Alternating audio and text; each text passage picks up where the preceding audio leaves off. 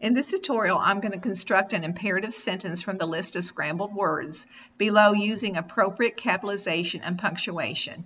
Do not add any words. This is where you need to add the sentence. So you start at the very beginning by putting your cursor there, and now I'm going to start typing the sentence. If I make any errors, I can always undo it that way, but I need to make sure I capitalize and punctuate correctly.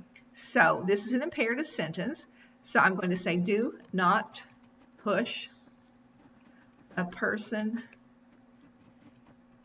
let me type that right, person in front of you, period. Now I'll make sure that I use all the words. There are 1, 2, 3, 4, 5, 6, 7, 8, 9 words in my sentence. 1, 2, 3, 4, 5, 6, 7, 8, 9. I capitalized. I have my period in there. I've used all the words, so I will score and present feedback. That is the way that you construct sentences using the scrambled words.